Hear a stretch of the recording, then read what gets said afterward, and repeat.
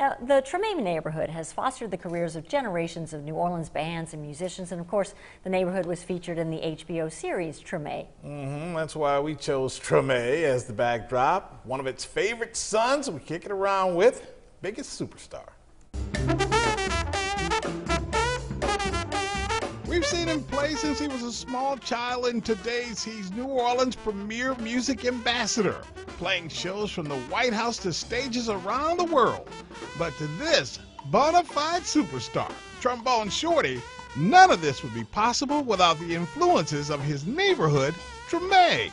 What's important to me about the Trombone is the musical history we have here, from the Dirty Dozen Brass Band being created here, Rebirth. Of course, Kermit Ruffins came through my family, and as a young musician, it was always great for me because I had all these great teachers and people that was always willing to pass along information.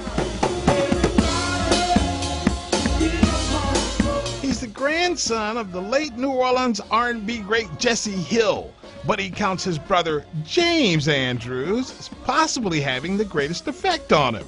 He's been my biggest influence growing up as a kid. He kept me on his side, had me traveling to Europe since I was 7. And the only thing I wanted to do was just be him and imitate him. And even still today, I'm always watching videos or just going to check out his gigs so I can steal some things. Without James, I wouldn't be who I am. Interestingly, Troy's musical influences extend far beyond just trombone players. Well, with me being a musician and being a lover of music, my influences come from different people. Jeff Beck on the guitar, of course. One of my biggest influences musically is Lenny Kravitz, Stevie Wonder. I've always tried to listen to different things, Aerosmith, 9 Inch Nails, Jay-Z, Lil Wayne, things like that, to try to not just listen to horn players or whatever. I just always wanted to have a different voice and try to do different things that I don't hear the trombone or the trumpets or anything in. We Trombone Shorty in Orleans Avenue just completed 10 dates on the Lenny Kravitz European Tour. It was a fun run, but Troy's biggest interest these days is the Trombone Shorty Foundation. He sees this as an opportunity to do for others what's been done for him. Helping the kids, helping the community out, and helping them keep the music of New Orleans alive. That's the biggest thing for me. A number of folks were surprised a few years ago by Trombone Shorty being named as the big stage closer of Jazz Fest. We wondered, would there ever come a time when he'd be too big to close the fest? No, never.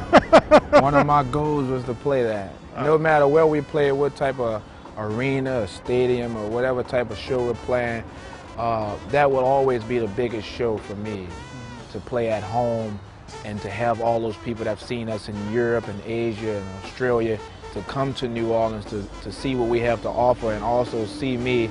And it's an amazing feeling, and I also grew up wanting to do that.